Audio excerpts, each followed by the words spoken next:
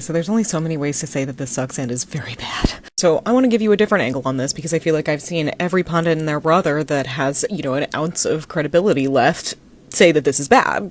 Cool. We know that. Sucks. Not about it. This, in combination with the big beautiful bill's decimation of our healthcare system, as well as, every other fucking regulation that's gotten its ass handed to it in the last couple of months, bad. Are we all on we're on the same page about that, okay, yeah? So what could possibly be grinding my gears about all of the kvetching about this, you ask? Well, it is that all of the kvetching does not seem to be grounded in what we can do about it. And I don't mean, walking on up to RFK Jr. and, changing policy, because that's not going to happen. I am realistic about that. This is what he made his career out of. This is what he was put in office to do. It is expected. And frankly, it's a continuation of pro-disease policies that have been in place since the return to normal began, at the very least. And quick caveat, I know that this removes funding for all kinds of mRNA vaccines, some of which are focused on cancers. My gripe specifically has to do with SARS-CoV-2, which is what was used as justification to do this. They don't like the SARS-CoV-2 mRNA vaccine, and that has pushed us to this place, yes? And so with the knowledge that we are unlikely to see changes in policy, and that when COVID vaccines were theoretically still accessible, people still weren't getting them, even though slightly more people got the 24-25 formulation than did the 23-24 formulation, we're still hovering around the 20% range. Not thrilling. We can anticipate this will now only get worse. And unfortunately, this is backed up by data from the Kaiser Family Foundation. Most of the public says they will either definitely not or probably not get the new vaccination this fall. And that is, as stated in the question,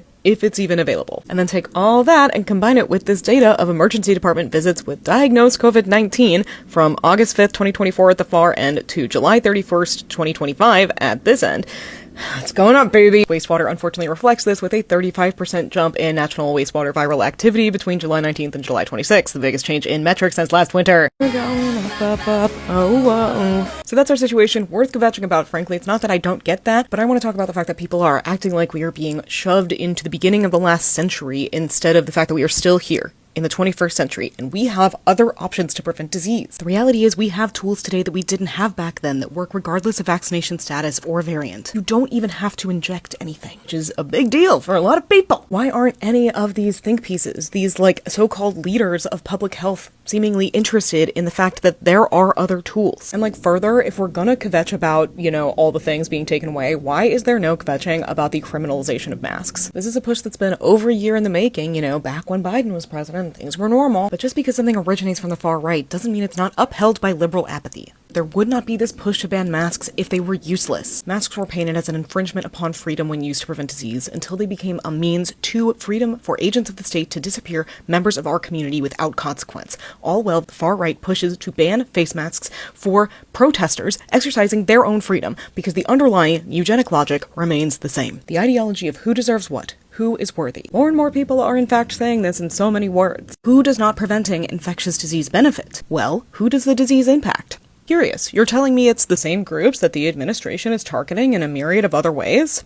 Whoever could have seen this coming? If everything I've laid out is enough for you, let's crack open On Tyranny by Timothy Snyder, a favorite of many. People especially love to quote, "Do not obey in advance." I understand why. One could argue that wearing a mask does fall under this one, but I want to bring us to number 8. Stand out. Someone has to. It's easy to follow along when there are only maskless faces around you. It can feel strange to do or say something different. But without that unease, there is no freedom. The moment you put a mask on your face, the moment you break the spell, others will follow. Ask me how I know.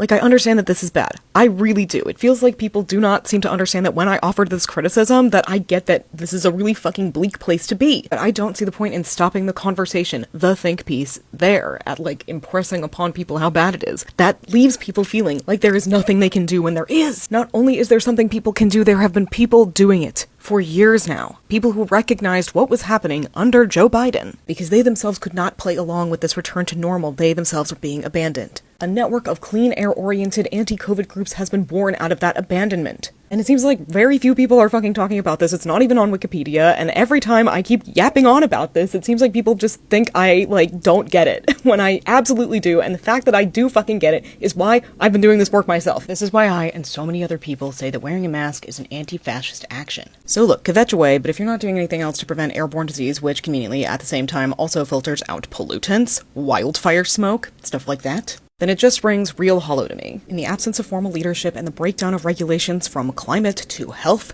we must use every tool available to protect one another. Because it's going to be a lot harder to do whatever heroic shit you want to do if you're sick all the time, trust.